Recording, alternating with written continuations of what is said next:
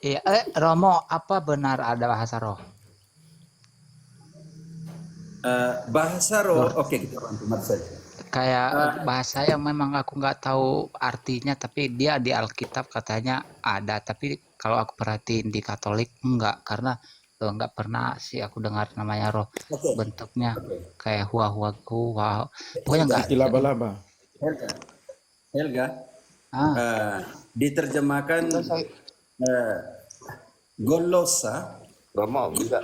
kemampuan berbahasa, tetapi diterjemahkan ke Indonesia sebagai bahasa roh.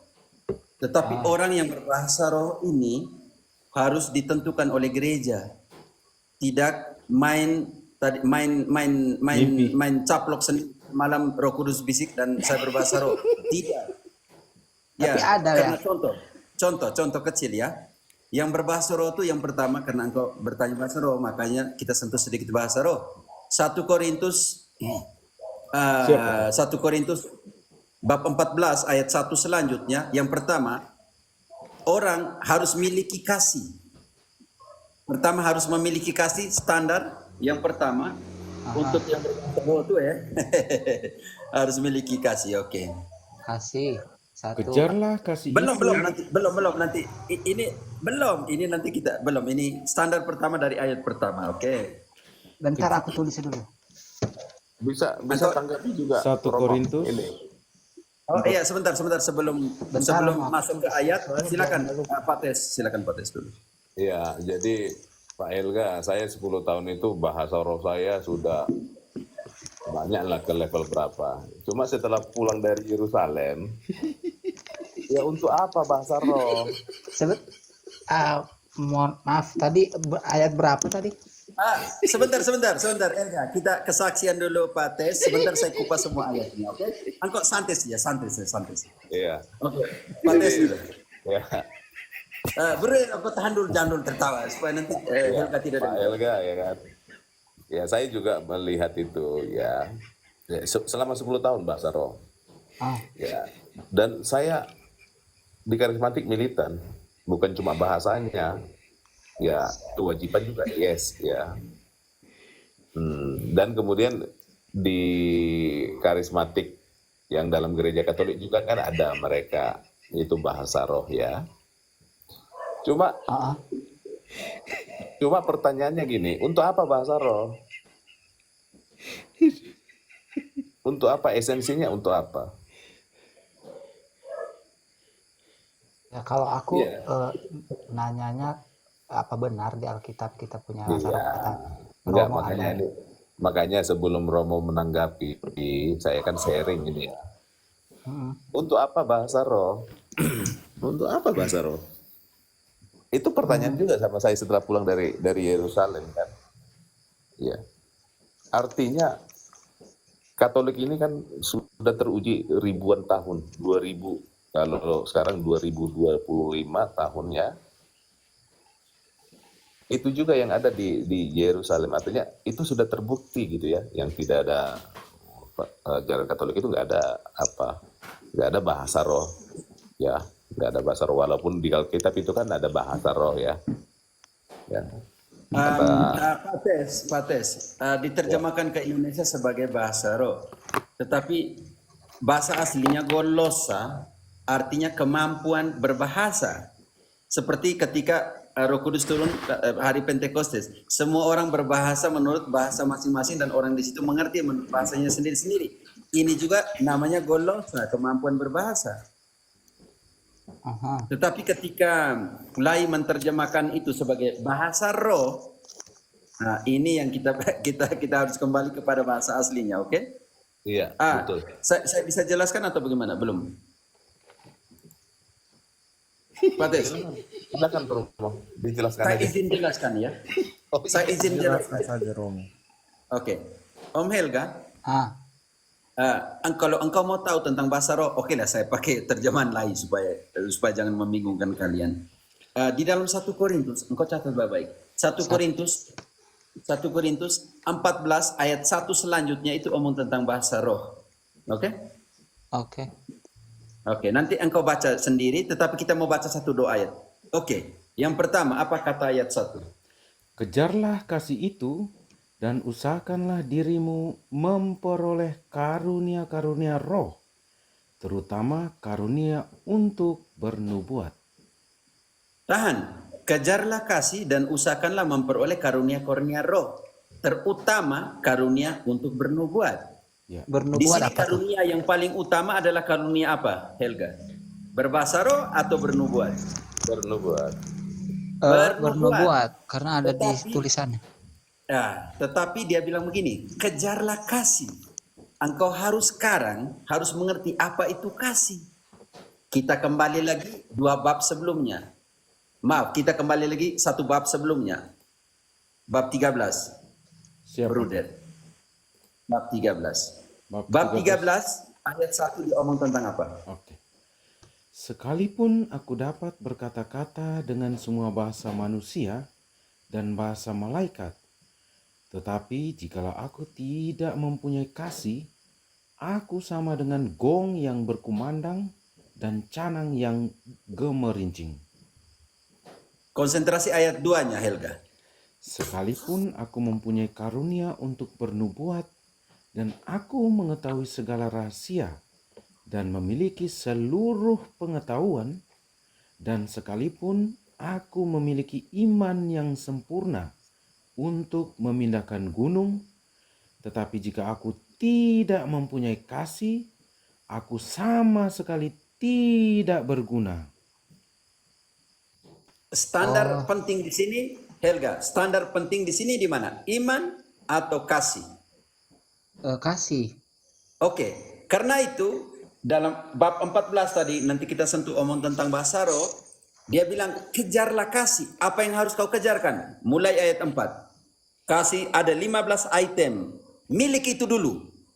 Bagaimana kalau kau tidak miliki 15 hal itu, kau berbahasa roh? Karena bab 14 dimulai dengan kejarlah kasih. Maka kita harus mengerti apa itu kasih menurut Paulus. Ayat 4. Siap. Lanjut. Saya akan hitung berapa item di situ.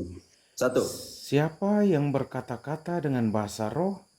Bukan bruder, kasih. Di ayat bab 13 tadi. Oh, bab 13. Ayat 4 nih. Oke, siap, Pater. Kasih itu sabar. Sebentar dulu. Helga, engkau mengerti bahwa sebelum kita Mengerti. omong tentang bahasa roh bab 14 itu, dia pertama dia katakan kejarlah Kasih. Kasih sebelum. miliki semua kasih ini. Yang pertama. Kasih itu Kasih itu sabar. Kasih itu Yang murah kedua. hati. 3. Ia tidak cemburu. Ia 4. tidak memegahkan diri dan tidak 5. sombong. Ia tidak 6. melakukan yang tidak sopan dan 7. tidak mencari keuntungan diri sendiri. Keuntungan diri sendiri, Om Tes. Oke, 8. Ia tidak pemarah dan 9. tidak menyimpan kesalahan orang lain. 10. Ia tidak bersuka cita karena ketidakadilan, 11. tetapi ia bersuka cita karena kebenaran.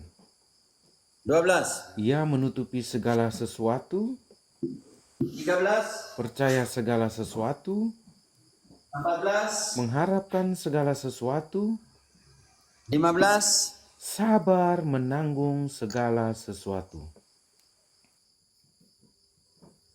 Pertanyaan saya untuk Helga. Helga, Ah, yang berbahasa roh sudah memiliki semuanya itu? enggak. Karena standar pertama adalah standar kasih. Ayat 13. Demikianlah tinggallah ketiga hal ini, yaitu iman, pengharapan, dan kasih. Dan yang paling besar di antaranya ialah kasih, bukan perpuluhan. Oke, kasih Helga. Sekarang kita kembali ke bab 14. Siap, Pater. Engkau miliki semuanya itu, baru kamu omong tentang bahasa roh. Kalau tidak bagaimana? Ayat 1 mulai. Kejarlah kasih itu dan usahakanlah dirimu memperoleh karunia-karunia roh, terutama karunia untuk bernubuat. Mulai. 2. Siapa yang berkata-kata dengan bahasa roh, tidak berkata-kata kepada manusia, tetapi kepada Allah. Sebab tidak ada seorang pun yang mengerti bahasanya. Oleh Roh, ia mengucapkan hal-hal yang rahasia. Tetapi siapa yang bernubuat, ia berkata-kata kepada manusia. Ia membangun, menasihati, dan menghibur. Konsentrasi ayat 4. Konsentrasi ayat 4. Perbedaan dengan bernubuat dengan berbahasa roh. Yang berbahasa roh membangun siapa? Ganti jemaat dengan gereja. Siapa yang berkata-kata dengan bahasa roh, ia membangun dirinya sendiri. Tetapi siapa yang bernubuat, ia membangun gereja. Engkau bisa mengerti di situ dong? Yang berbahasa roh membangun siapa? Dirinya sendiri. Diri sendiri. Makanya siapa yang mengerti rabasan siapa mengerti dia bangun dia sendiri yang bangun. Itu maksud saya.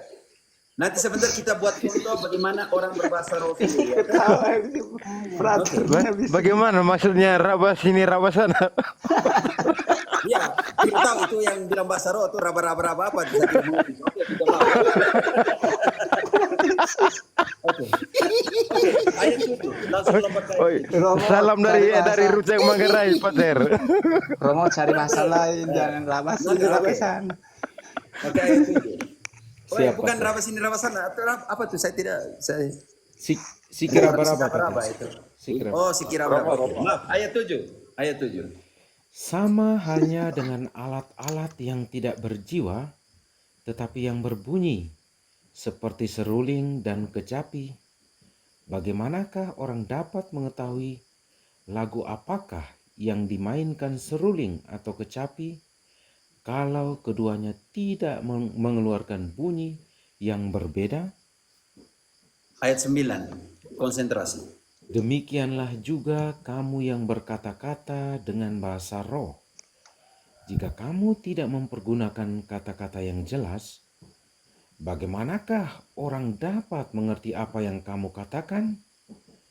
Kata-katamu sia-sia saja kamu ucapkan di udara.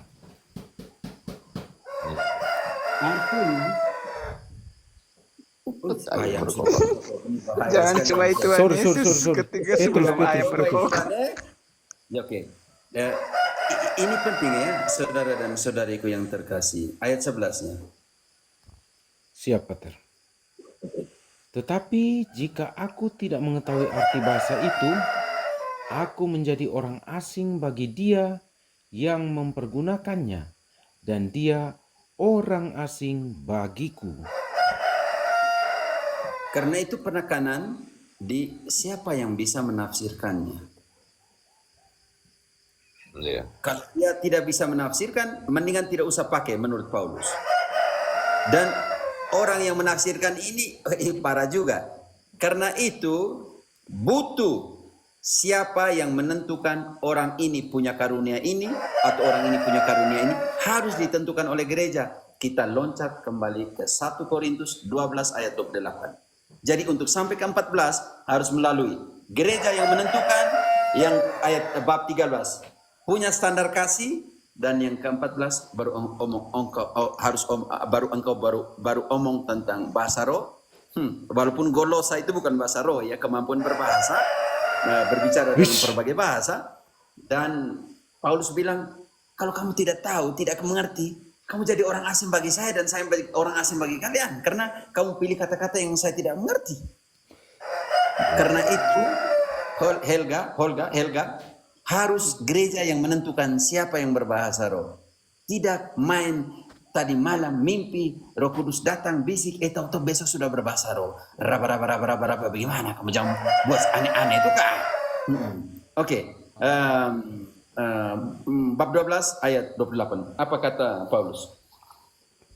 Pater, ini ada ayam ini bagaimana? Saya lanjut saja kan?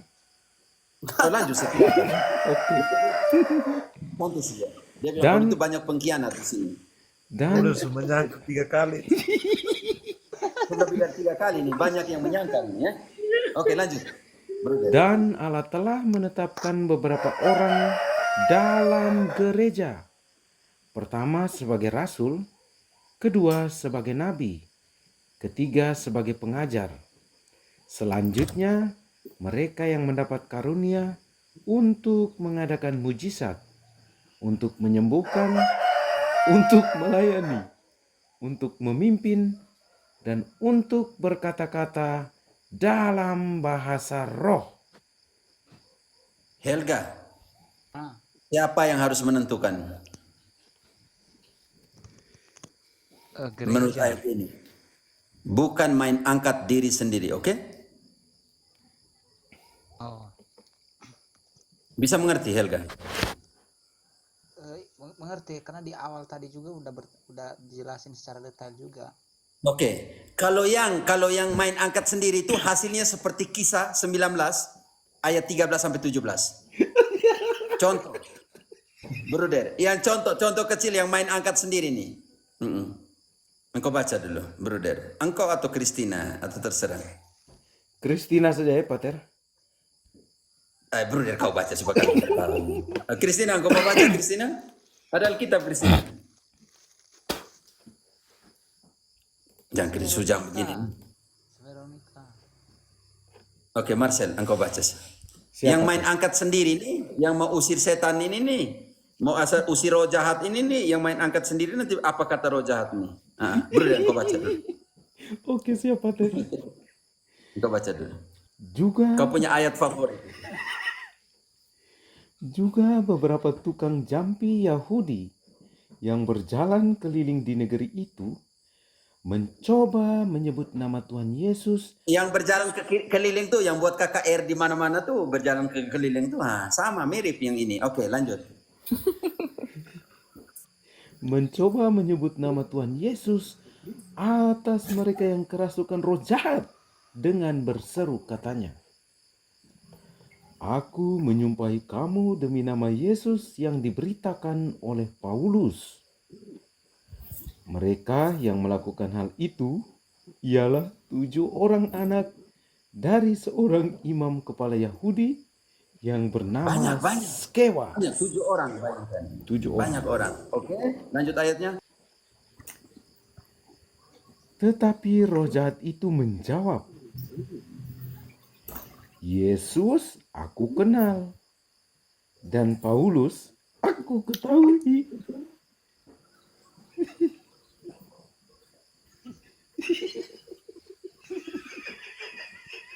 Ayo, Bruder, lagi lah, Bruder. Helga, aku baca aku punya kitab suci sendiri. Oke, Bruder, aku baca kembali ayat yang terakhir tadi, yang sebelumnya. Yang ini. Yesus aku kenal. Lanjut. Yesus aku kenal, dan Paulus aku ketahui. Tetapi kamu, siapakah kamu? Lo siapa? kamu itu Lu siapa? Oke, yang berbahasa roh nih, yang usir orang nih, usir roh jahat nih. Oke, Marcel, lanjut. Ayat berikutnya. Aduh, Yesus ini. Dan orang yang dirasuki roh jahat itu menerpa mereka dan menggagahi mereka semua dengan mengalahkannya, sehingga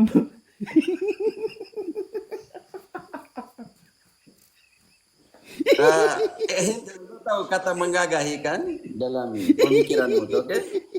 Nah, bahaya kata-kata ini. Diterjemahkan begini saya rasa aneh juga lain. Oke. Menerpa dan menggagahi mereka sehingga Tabur. aduh, Yesus. mengagahi. nanti ya ini menggagahi mereka lalu Sehingga mereka lari dari rumah orang itu dengan telanjang dan luka-luka.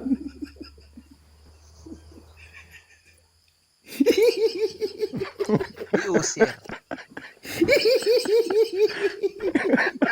Maksudnya keluar dari rumah orang itu telanjang berluka-luka. bukan roh jahatnya.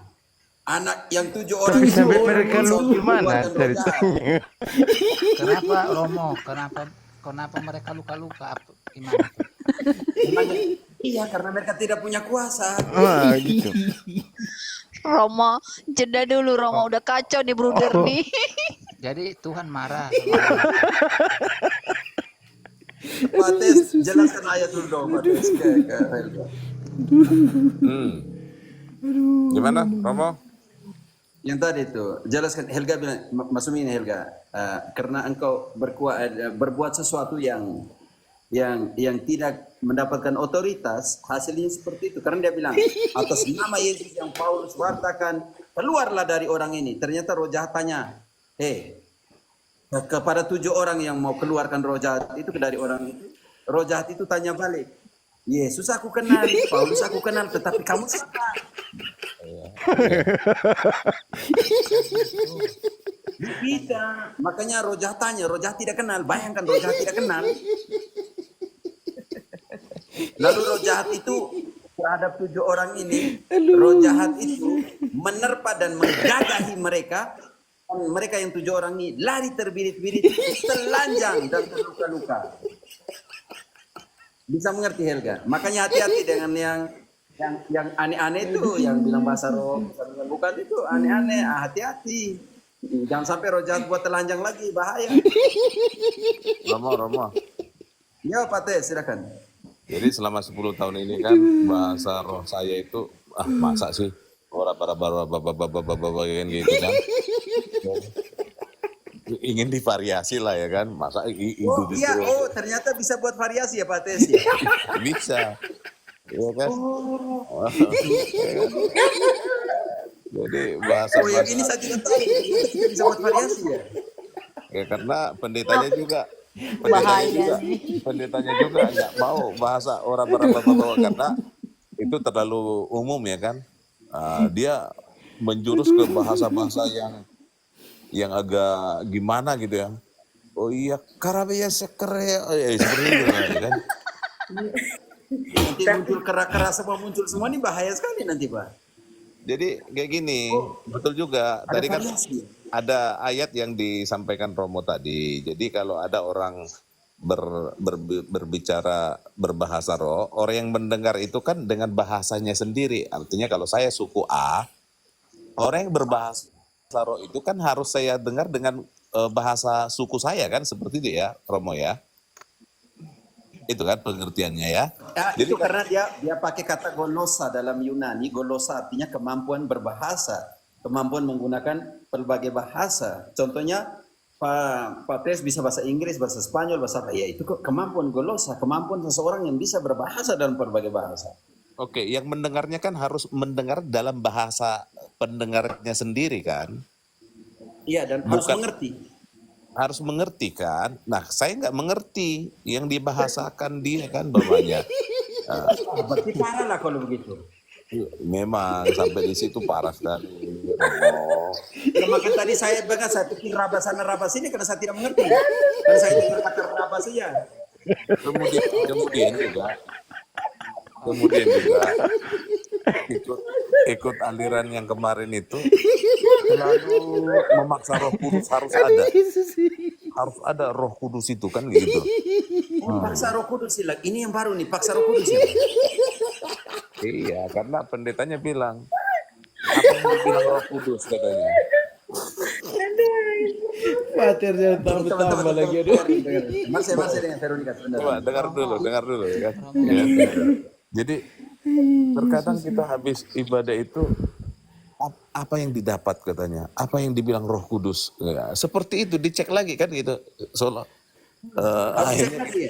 Akhirnya kita ngarang-ngarang aja. Oh, rahasianya di sini nih. Oh, dicek ya. Itu Romo ya. Dicek. Roh Kudus bilang apa? Helga, kau jangan tanya saya karena saya tidak tahu bahasa roh yang seperti apa ya. Engkau tanya Pak Tes yang pernah bahasa roh di sana dan ternyata harus mengarang bebas ya. Iya betul. Jadi kayak gini Pak Helga. Nah, kembali lagi ya kan. Akhirnya saya bertanya, ini setelah pulang dari Yerusalem ya. Ini mahal sekali nih. Kesesatan saya ini mahal sekali harganya. Akhirnya kembali lagi. untuk berbahasa roh, untuk apa? Esensinya apa untuk kita? Aha. Esensinya apa? Ya, itu tadi Paulus tadi bilang membangun egonya, membangun dirinya Nah, sendiri. iya. Jadi kan kayak gitu. Esensinya apa? Untuk apa? Apa kurang bahasa Indonesia dalam pengajaran pemberitaan firman? Iya toh? Iya benar. Iya itu. Jadi close, shut down, ya kan? Tutup itu. Jangan untuk umpamanya tadi ada bibit-bibit sih. Bang Helga ini ingin ke karismatik karena Katolik kan ada karismatiknya kan kayak gitu.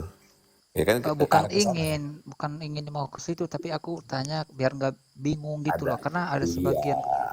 Iya, ada bibit, saya bilang ada bibit. Ya, ada bibit ke sana karena kalau kita berbicara karismatik di Katolik karismatik, tapi kembali lagi. Yang di Katolik itu kenapa saya no problem itu ada karena motivasinya nggak duit.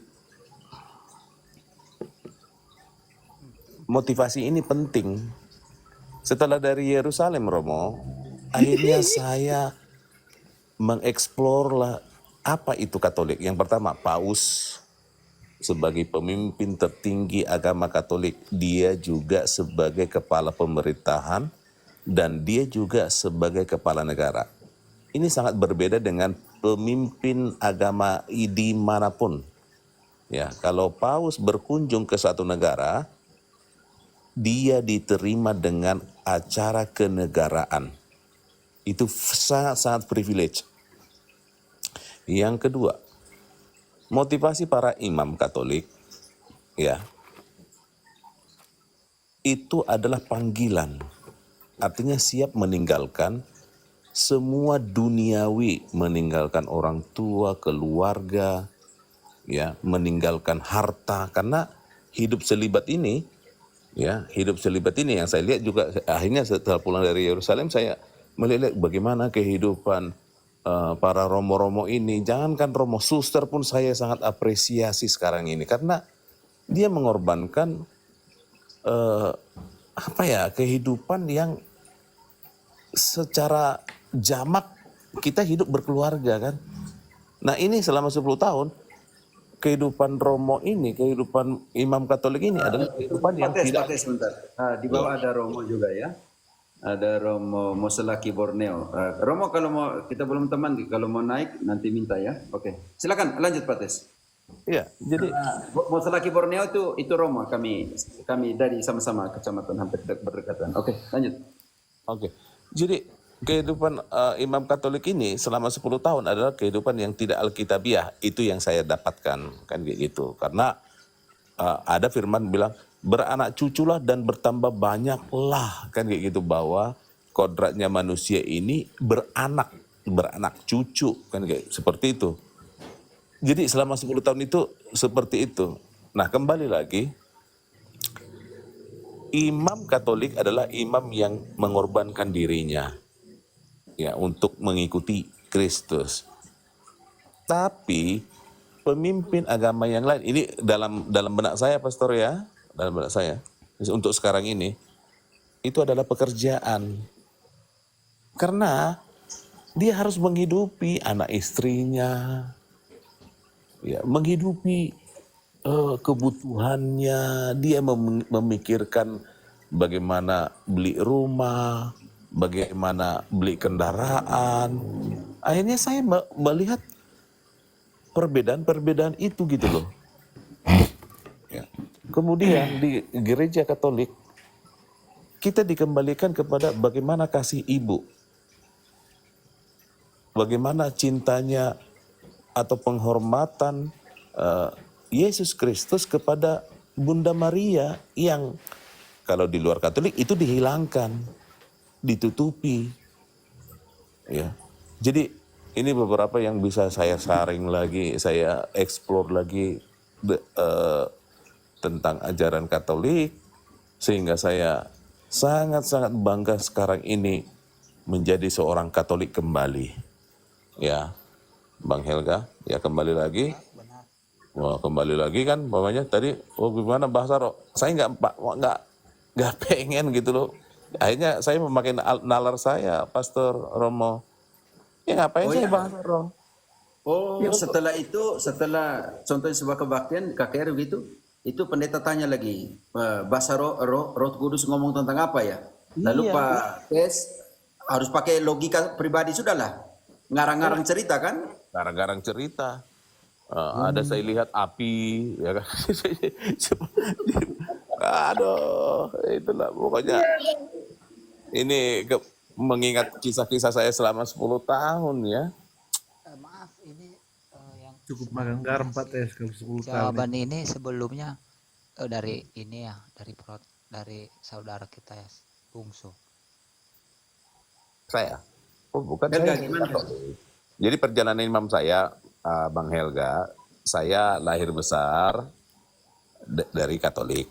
Ya, oleh karena profesi saya itu memungkinkan masuk gereja. Ah, Jadi suatu ketika 10 tahun yang lalu saya masuk gereja. Hanya untuk mengecek bagaimana komunitas ini. Sehingga seiring dengan perjalanan waktu, ya saya nyaman. Ya, akhirnya berkelana lah, oh di sini bagus, ekspresif, ya kan. Dengan musik apa segala macam seperti itu. Nah, 10 tahun dan itu tidak, profesi saya bukan ya kalau di kalangan strata sosial lumayan lah Mas Helga. Ya, lumayan lah ya. Nah, 10 tahun ini saya menjadi anggota satu gereja karismatik yang militan dong. Ya malu dong nggak militan karena saya juga profesi saya profesi yang public figure lah saya. pernah doa sampai jatuh gitu? Pernah.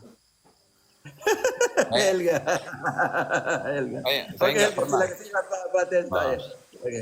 Bunda Marcel, itu ada Helga tanya tentang doa sampai orang jatuh. Tapi Pak Tes Siap. menjawab, oke. Siapa Ter? Ya. Saya nggak pernah sampai jatuh, tapi kiri kanan saya pada jatuh gitu loh. Iya, oke. Dan kalau Bapak gemetar ya? Berarti Pak Tes tidak mendapat Roh Kudus karena tidak jatuh. Atau bagaimana? saya malu Pastor Romo kalau jatuh. Serius, oh berarti masih ada dunia pikiran ini ya ke hal biasa sebelumnya, nggak mau jatuh gitu. Bukan karena ya Kalau saya tidak ada nggak jatuh. kalau tidak ada Roh Kudus bagaimana dan juga Roh Kudus masa kasih jatuh orang sih? Saya juga berpikir yang kiri kanan saya kok jatuh ya, saya kok nggak jatuh. Padahal saya sudah militan kan kayak gitu ya. Ternyata Pak Tes juga mau merindukan untuk jatuh ya. Enggak, ya? Saya juga pengen merasakan jatuh, tapi saya nggak jatuh. Tapi itu kan seperti lagu dangdut keluarnya. Jatuh bangun aku mengejarmu gitu. Iya, padahal kan saya militan, Pastor. Romo, aku serius ini belajar. Tapi kan emang itu kenyataan, dengan adanya bahasa roh itu setelah berdoa panjang lebar gitu, aku lihat pas Hasian aku diajak gitu, ada yang jatuh, ada yang gemetar-gemetar aja di tempat, sampai tempatnya bergeser, dan aku bingung di situ, nanyanya agak mendalam sama dia dan bilang kalau nggak bisa kita udahan aja soalnya kamu banyak pertanyaan. Saya bilang udah, saya cari boru Katolik aja lah kalau. Helga, saya tahun 2017 saya buat penelitian di denominasi gitu kan. Waktu saya tulis tentang, saya ambil kembali pastoral Amerika Latin ya, metode pastoral Amerika Latin. Saya masuk buat penelitian di kultus-kultus Protestan ya. Di sini ada sekitar 11.000 sampai 12.000 denominasi sekte yang dinamakan di sini. Oke. Jadi ada satu sesi latihan sebelum kultus. Dilatih orang jatuh bagaimana, cara bagaimana, lihatnya bagaimana, itu dilatih. Dan yang kedua, mereka menggunakan namanya teknik psikologi negra atau namanya psikologi hitam. di mana memainkan lebih ditekankan perasaan, emosinya. Bisa mengerti. Seseorang lihat aja film sinetron Indonesia, berapa orang yang menangis Pates, Helga, ibu-ibu yang ada di sini, Christina Veronica. Kamu lihat sinetron aja kamu menangis kan? Iya. Enggak lagi mau, enggak pernah lagi aku nonton sinetron. Oke, contoh kecil ya. Benar Jadi- benar. Emosi, ditekankan di permainan emosi. Oke, silakan Ya. Pates yang di sana. Romo, jadi kan TikTok ini kan membuka tabir kebenaran ya. Setidaknya pengalaman orang-orang yang ke Yerusalem kan banyak itu di TikTok. Jadi satu ketika saya melihat satu rombongan tur ya di tempat gereja The Last Supper itu kan, perjamuan terakhir yang dulu karena beberapa kejadian di zaman lampau itu kan, Yerusalem itu kan tempat perebutan dari berbagai negara itu kerajaan dulu. Nah, singkat cerita itu kan dulu sempat menjadi masjid. Nah, saya melihat Iya, jadi perebutan karena iya. dan semuanya. Oke. Jadi saya melihat grup ini ya menerima curahan Roh Kudus di situ, ya kan? Ya, sama pendetanya, ya kan? Mereka berdoa, ya bahasa roh, ada yang tumbang, tergeletak. Jadi kayak gini, saya langsung mengingat lagi masa-masa 10 tahun saya. Seperti inilah saya dulu yang 10 tahun yang lalu ya, kayak gitu ya. Kok artinya kok bisa saya seperti ini ya kan, kayak gitu ya. Menerima curahan Roh Kudus. Akhirnya di aliran ini membuat kita berpikir tidak waras menurut saya. Oh, ya. Benar gitu ya. Karena Masih di jiwa ya, masih di jiwa kali, masih di jiwa orang. karena menuntut adanya curahan Roh Kudus itu gitu loh tiap hari. Ya. Dalam setiap setiap ibadahnya kan terima, ya kan? Apa yang diterima? Kita terima. Helga ini polos banget sih. terima, Coba disimak dulu. Jadi jangan dikit-dikit dipotong, simak dulu apa yang dibahas terus diputer di otaknya gitu. Jangan dipotong-potong. Jangan terlalu polos. Kamu udah OMK, harus nalar tuh digunakan. Artinya Gini, Kak. gini Elga, bentar, saya potong ya sebentar ya. Betul itu kata siapa nih, Ibu Christine atau siapa Bu Vero. Maksud saya daripada pertanyaan panjang lebar A sampai Z itu kan ini kan sudah jam berapa ya? Artinya saya jauh lebih dalam masuk ke karismatik ini 10 tahun loh bersama keluarga saya, bersama anak istri saya. Ya, saya perkenalkan ini semua karena saya sebagai kepala rumah tangga ikut aja istri saya. Padahal dari Protestan sudah dari Katolik, kemudian saya membawa lagi mereka ke karismatik, ya kan? Nah, pertobatan saya ini mahal harganya karena harus melalui Yerusalem dulu karena di sini akal saya, nalar saya akhirnya mendominasi karena saya melihat bukti-bukti peninggalan Yesus itu gereja Katolik, patung Yesus, patung Bunda Maria yang selama ini 10 tahun itu tidak ada di gereja manapun. Sama lah umpamanya ya. Bu Christine ini kan orang Batak. Ya. Sekarang tinggal di Jakarta ya, Bu ya. Ya, sekarang udah di Pontianak, tapi Oke. mama saya di Jakarta. Oke. Di Pontianak apalagi sudah di Kalimantan ya. Kalau orang Batak itu asalnya di mana sih? Pasti di Sumatera Utara sana ya. Ya. Kalau lagi lebih spesifik lagi, Bu Kris ini Batak Toba berarti sekitar Danau Toba, Parapat, ya Tapanuli Utara lah ya kan, kayak gitu. Nah, tinggal kita melihat kalau Ibu Christine ini mengaku orang Batak, dia harus melihat orang Batak seperti apa sih di kampungnya kan, bukan orang Batak yang ada hidup di di Amerika atau bahkan di Medan, bukan. Nah, kembali lagi, kalau saya mengaku pengikut Kristus, saya melihat kampungnya Tuhan Yesus itu seperti apa sih, khususnya gereja ya. Karena kita berbicara konfliknya kan di gereja ini. Ya.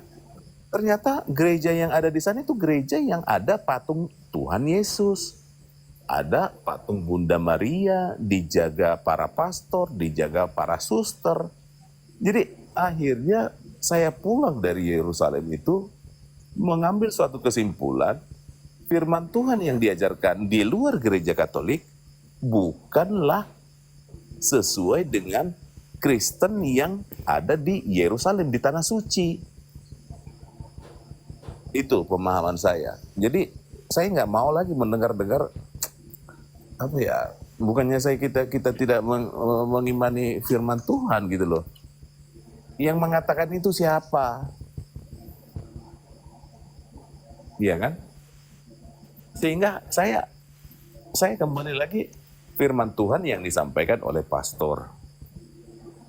Ya, walaupun memang sengaja ini di framing bahwa Katolik tidak mengerti kitab suci karena tidak pernah belajar Alkitab katanya kan. Wah, itu kan sangat efektif itu untuk menyerbu iman Katolik itu, Pastor. Setidaknya pengalaman saya. Haus akan firman, haus akan firman, haus akan firman. Akhirnya saya berpikir setelah pulang dari Yerusalem juga ini sama dengan saya naik pesawat. Ya, saya nggak perlu menjadi seorang pilot untuk mempercayai pesawat itu kan kayak gitu ya. Cukup memang gembalanya. Ya, kalau umpamanya saya masih kurang dengan pendalaman Alkitab, ya memang karena saya adalah dombanya, bukan gembalanya. Ini adalah tugas gembala yang harus mengarahkan saya ke kiri, ke kanan, maju, mundur. Kan itu tugas gembala sesuai dengan porsinya. Jadi kita nggak perlu, saya Pastor ya. Mates, Ya. bagaimana kalau semua orang mau jadi pilot di dalam pesawat yang sama? Nah, waduh, bisa ke kiri, bisa ke kanan. Oh, jangan dulu, ini harus ketinggian, bisa rusuh di dalam itu. Kiri, kanan. Heeh. Sama dengan istri saya kan, istri saya sering sering ini bawa mobil ya kan. Saya bilang, "Mih, ini agak rem dikit." Ya sudah, papi aja yang bawa. Jadi intinya kayak gini, menurut iman saya. Ya. Ikut ajaran itu yes harus mutlak. Ya. Dikendalikan, digembalakan pastor yang punya otoritas. Ya. Terbukti Katolik punya otoritas. Kenapa? Walaupun umpamanya dalam beberapa literatur dan lain sebagainya, ortodok adalah ajaran yang saya mengambil simpelnya lagi. Ortodok sekuat apa dia gerejanya, dia tidak bisa mengalahkan paus. Dia tidak bisa mengalahkan paus karena paus sebagai kepala pimpinan tertinggi agama Katolik, dia kepala pemerintahan, dia kepala negara spesial. Ya, oke. Ini sentus ortodok di dalam konsili ekumenis yang mereka miliki, mereka tidak bisa menggantikannya karena konsili yang mereka pakai juga mengatakan Roma sebagai kepala gereja Katolik dan Roma adalah primus inter pares. Makanya saudara-saudara kita ortodok tidak akan pernah bisa membuat konsili tanpa Roma. Oke, lanjut. Ya, jadi apalagi sudah dapat informasi-informasi penting seperti ini ya dari Romo, dari kalangan imam Katolik ya, di beberapa channel yang saya ikuti. Artinya saya kembali ke gereja Katolik itu dengan nalar-nalar saya, Pastor. Ya, bagaimana paus yang selama ini kemarin kunjungan paus ya ke Indonesia. saya anggap, aduh, saya anggap biasa. Karena ini bukan imam saya lagi. Setelah kembali dari Yerusalem, saya merasa menangis, berdosa. Apalagi Paus sekarang ini lagi sudah wafat ya, sudah meninggal. Saya dalam apa ya, komentar saya di beberapa VT itu, saya bilang, saya sangat bersedih, saya sangat berdosa. Kenapa Paus Fransiskus ya mendahului berpulang di saat saya ingin mengenalnya, kan kayak gitu ya, ingin mengenalnya, karena begitu dahsyat ini otoritas yang diberikan Tuhan kepada gereja Katolik, ya, di mana semuanya sama, ya, semuanya sama. Apa firman yang disampaikan dari bacaan pertama, kedua, ketiga, setiap gereja di TikTok ini kan muncul itu semua.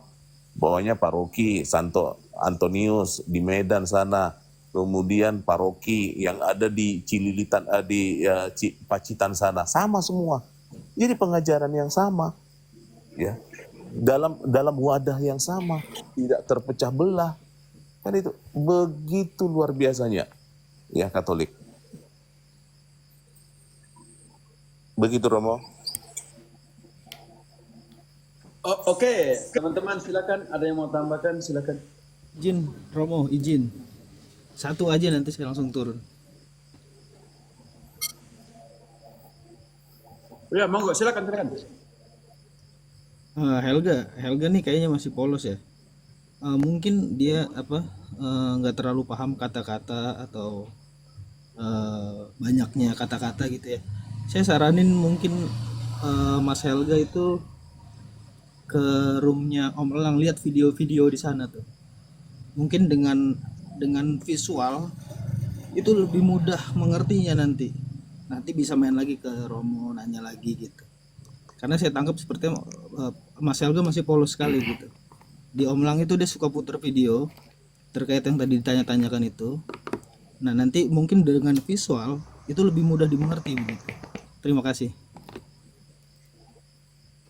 Oke. Oke. Tapi nggak salah kan aku bertanya ini kan? Oh, enggak salah sama sekali. Nggak apa-apa, ini cuma saran aja. Alah. Oke, Christina mau sapan Arsen dan Gaby Molo. Kita sapa dulu mereka. Arsen, Menggerai, Sama dan Gaby. selamat pagi. Selamat pagi, Pater. Ini sudah mau pagi nih di Manggarai ini. Jam 2, Iya. Sebentar dulu, aku belum berterima kasih sama Romo, kan udah dikasih Oh iya, wawasan. boleh, silakan. Oh ya, Romo. Helga, silakan Helga. Sebelumnya terima kasih udah sedikit saya mengerti dari penjelasan Romo tadi, apalagi dibacakan ayat Alkitab yang memang sesuai kenyataan.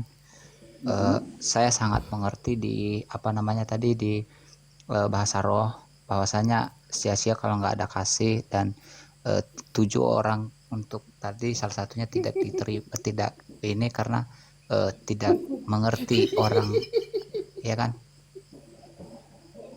Nah, jadi dari situ aku bisa Jangan marah, simpulkan. Bruder Marcel ini tukang tertawa, dia lucu, dia suka senyum. Jadi maaf, enggak usah tersinggung ya. Memang dia suka tertawa. Oke.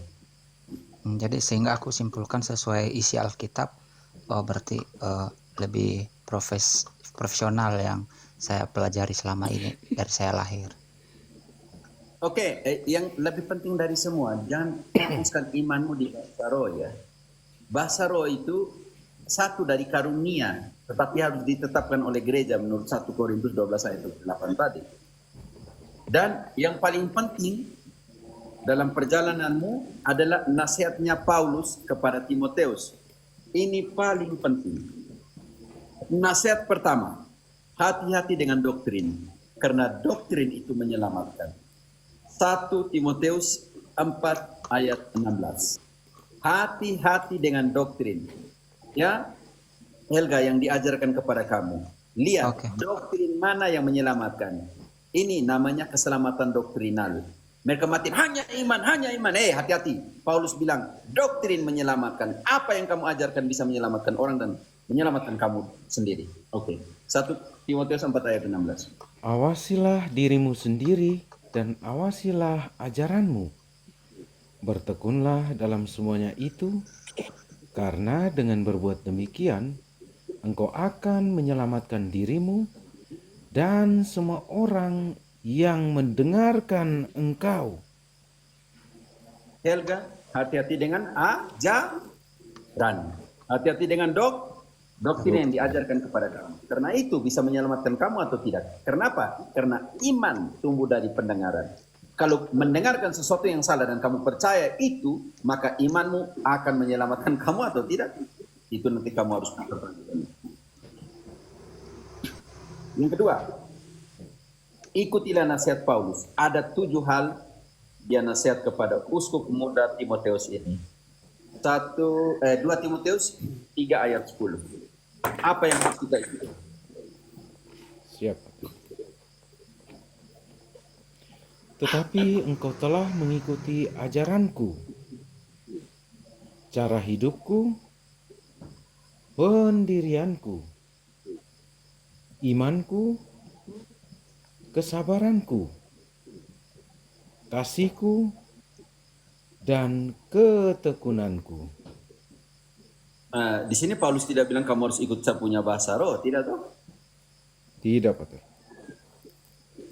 Jadi hati-hati di situ ya. Ikutilah ajaranku. Paulus ajar tentang gereja.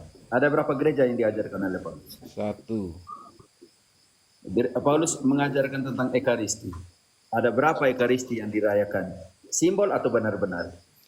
Benar-benar dan sungguh-sungguh daging dan Apa yang diajarkan oleh Paulus? Hanya iman atau kasih melebihi iman? iman tanpa perbuatan pada hakikatnya mati. Tidak, Jadi tidak, itu iman dan Yakobus, itu kasih. Yakobus. Yang dikatakan oleh Paulus adalah siapa yang lebih besar, iman atau kasih atau pengharapan? Kasih. Kasih. Walaupun aku mempunyai iman yang sempurna untuk memindahkan gunung, ketika aku tidak mempunyai kasih, aku tidak berguna sama sekali. Hanya iman yang dikerjakan oleh kasih. Ingat itu yang diajarkan oleh Paulus. Galatia 5 ayat 6. Siap, Pater. Itu yang diajarkan oleh Paulus. Imanmu dikerjakan oleh kasih, karena itu tanpa kasih imanmu tidak berguna. Oh, seperti Dan yang Paulus dibilang menegaskan, Paus Franciscus iman tanpa itu ya. perbuatan adalah mati. Kenapa itu? Seperti yang diberitakan Paus Franciscus itu tentang kasih. Iya, Iya. karena dia sangat mendalami apa itu kasih menurut Yesus dan menurut kitab suci. Oke, hanya iman. Ini yang ada pertanyaan, ada pernyataan hanya iman ini. Tetapi bukan hanya iman. Dia bilang hanya iman yang dikerjakan oleh apa? Silakan Galatia 5 ayat 6. Sebab bagi orang-orang yang ada di dalam Kristus Yesus, hal bersunat atau tidak bersunat tidak mempunyai sesuatu arti. Hanya iman yang dikerjakan oleh kasih. Bayangkan iman tanpa kasih. Helga, Iman tanpa kasih. bayangkan kalau imanmu tanpa kasih. Sia-sia. Mati. Dan engkau mau tahu agama yang murni menurut kitab suci? Mau dong? Iya. Engkau sudah tahu Helga agama yang murni menurut kitab suci? Katolik. Ya, tapi kamu mau tahu apa artinya agama yang murni dan tidak bercela? Mau tahu? Oke, Yakobus 2 ayat 17. Siap, Pater. Yakobus 1 ayat 27. Yakobus Ganti 1. ibadah dengan agama, oke? Brother. Siap, Pater. Yakobus 1 27. Agama yang murni dan yang tak bercacat di hadapan Allah Bapa kita ialah mengunjungi yatim piatu dan janda-janda dalam kesusahan mereka dan menjaga supaya dirinya sendiri tidak dicemarkan oleh dunia. Helga, engkau sudah bantu berapa orang yang membutuhkan? Saya membantu, kalau membantu saya suka membantu, tapi tidak sepenuh-penuhnya gitu. Engkau sudah bantu berapa janda dan anak yatim piatu? Aku lebih ke orang yang membutuhkan kayak orang di jalan gitu karena sering ketemu. Ya, itu maksud dari orang yang Iya. membutuhkan. Maksudnya seperti itu. Jadi, karena itu, jika hidup keagamanmu tidak lebih baik daripada orang Farisi dan ahli Taurat, kamu tidak akan masuk ke kerajaan Allah. Bukan kata saya, kata Yesus. Matius 5 ayat 20. Siap, Pater. Ingat baik-baik itu. Maka aku berkata kepadamu, jika hidup keagamanmu tidak lebih benar daripada hidup keagaman ahli-ahli Taurat dan orang-orang Farisi, sesungguhnya kamu tidak akan masuk ke dalam kerajaan surga. Bagaimana cara hidup orang Farisi? Ahli Taurat, bongkar ayat. Mau tahu? Yohanes 5 ayat 39-40. Mereka pikir mereka sudah selamat, mereka bongkar ayat itu. Ternyata yang penting itu datang kepada saya. Itu yang mereka tidak mau datang. Ayatnya mana? Mana ayatnya? Mana ayatnya? Yesus sudah kritik sekolah skritura itu. Kamu menyelidiki kitab suci, sebab kamu menyangka bahwa olehnya kamu mempunyai hidup yang kekal. Tetapi walaupun kitab-kitab suci itu memberi kesaksian tentang aku, namun kamu tidak mau datang kepadaku untuk memperoleh hidup. Dan ayat, kalian bongkar semua ayat. Seolah-olah ayat, kamu dapat hidup dengan bongkar ayat itu. Dapat keselamatan dengan bongkar ayat itu. Yesus bilang, walaupun semua ayat omong tentang saya, kamu tidak mau datang kepada saya untuk dapat hidup. Apalagi? Kamu tidak mau datang ke saya untuk dapat hidup. Ini jadi persoalan. Bagaimana datang kepada Yesus? Dia sudah menjanjikan bab berikutnya. 6 ayat 50. Bagaimana datang kepadanya? Siapa tuh? 6 ayat 50. Inilah roti yang turun dari surga. Barang siapa makan daripadanya, ia tidak akan mati.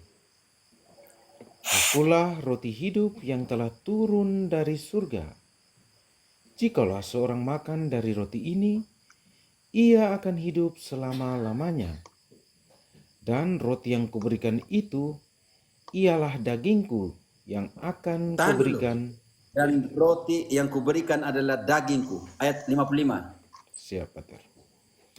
Sebab dagingku adalah benar-benar makanan, dan darahku adalah benar-benar minuman, bukan simbol. Yang sebelah bilang simbol. Kan begitu kan Helga? Iya, Yesus bilang benar-benar. Yang sebelah bilang simbol. Yesus bilang benar-benar. Yang sebelah bilang simbol. Berarti kamu nih ikut siapa kalau begitu? Mau ikut perintahnya siapa kalau begitu? Ingat Helga, orang yang mengenal Allah adalah mereka yang melakukan semua perintahnya. Berarti kalau sana yang di sebelah Protestan tidak melakukan semua yang diperintahkan Yesus, artinya belum mengenal Allah. 1 Yohanes 2 ayat 3. Siap, Pater. Surat 1 Yohanes 2 ayat 3. 1 Yohanes 2 ayat 3. Ketika mereka kekurangan anggur, Ibu Yesus... 1 Yohanes. Oh, sorry. 1 Yohanes. Sorry, Pater. Itu Yohanes. Ya, sorry, Pater. 1 Yohanes 2 ayat 3, oke. Dan inilah tandanya bahwa kita mengenal Allah, yaitu jikalau kita menuruti perintah-perintahnya. Dan perintahnya itu diberikan kepada siapa? Kisah 1 ayat 2. Siapa, Ter? Kisah 1 ayat 2. Oke. Sampai pada hari ia terangkat. Sebelum itu, ia telah kurang ajar ayam ini. Sebelum itu, ia telah memberi perintahnya oleh Roh Kudus kepada rasul-rasul yang dipilihinya. Bukan saja dia memberikan perintah kepada rasul, dia suruh ajarkanlah perintah itu. Matius 28 ayat 20. Matius berapa, Pater? Matius berapa, Pater? Bruder. 28 ayat 20. Oh ya, siap. Santai saja, tidak apa. Dan ajarlah mereka melakukan segala sesuatu yang telah kuperintahkan kepadamu. Dan ketahuilah, aku menyertai kamu senantiasa sampai pada akhir zaman.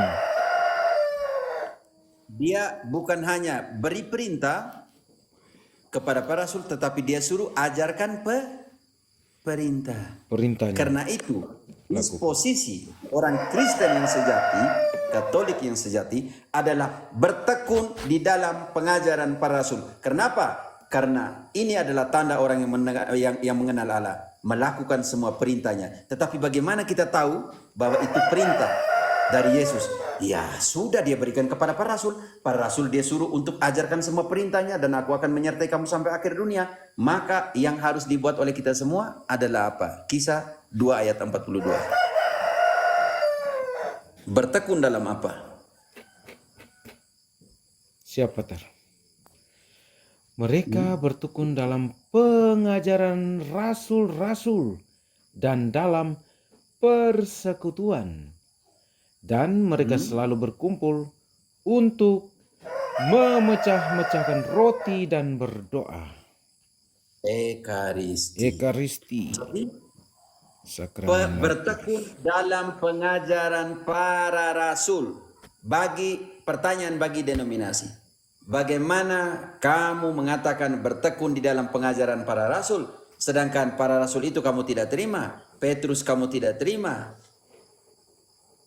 Buang ke Bagaimana sampah. kalian tahu bahwa yang diajarkan kepada kalian dan kalian sedang mengajarkan kepada jemaatmu adalah pengajaran para rasul, kalau kalian tidak punya suksesi apostolik?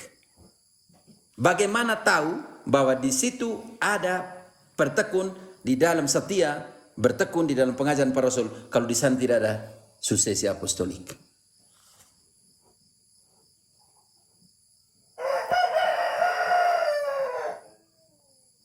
Siapa? Karena itu Paus bilang, gereja bukanlah Tempat orang museum kudus. untuk orang kudus, melainkan rumah sakit untuk orang berdosa. Saya masih berdosa. Pak Tes masih berdosa, Bruder masih berdosa, Kristiani masih berdosa, Kristiani. Kristin Romo, Kristin. Helga, Kristin masih berdosa. Kita semua masih berdosa. Dan 1 Yohanes 1 ayat 8 katakan, jika kita mengatakan bahwa kita tidak berdosa, kita yang tukang tipu dan kebenaran tidak ada pada kita. Siapa, Pater? Oke, Pater Mosalaki Borneo bilang, Romo bilang, ayam Bruder kayaknya besok masuk Kuala Lumpur atau dibawa ke Larantuka kembali Besok dia tinggal nama ini, Romo. Benar juga. Oke, teman-teman, sudah jam 1.18, kalian berhenti ya. Oke, Mo. Oke, Terima Pater. kasih buat Terima kasih semuanya. banyak. Terima kasih, Pak Tes. Oke, Romo. Oke, Bruder. dengan Bang sangat Elga, spesial terima dan kasih ya. Bang Elga tetap semangat ya. Rajin-rajin Oke, tapi kunjung ke terima Malang. kasih ya juga. Siap, Saya makin mengerti, makin paham siap. dengan penjelasan sesuai Alkitab. Kalau ada teman-temanmu ajak-ajak kalau mau ini. Ada, tapi ya udah besok lah. Tapi jangan lupa undang aku ya. Oke, silakan. Siap, siap. Helga, kamu suka masuk Zoom ya? Besok ada Zoom ya, kalau engkau mau. Aku ya boleh, karena aku jaga toko kan nggak ada pekerjaan ini, bisa aku ikut live kayak gini. Oke, nanti lihat itu ID dengan apanya, passwordnya ada di saya punya TikTok, oke? Bisa dilihat untuk masuk Zoom lah, sesekali belajar. Nanti besok tentang gereja menurut pandangan Fransiskus, Paus Fransiskus. Setelah itu biasanya ada pertanyaan bebas, umum, mau apa saja, oke? Terima kasih. Iya, sama-sama Romo. Nah, saya juga pamit, Tuhan memberkati dalam nama Bapa dan Putra dan Roh Kudus. Amin. Terima kasih Romo, terima kasih Salve semuanya, semua, Bu Bruder. Veronica, Bu Christine, Pak Tes, Bang Helga, dan semua kawan-kawan. dan Iya, semua. sama-sama. Terima kasih. Akhir. Iya.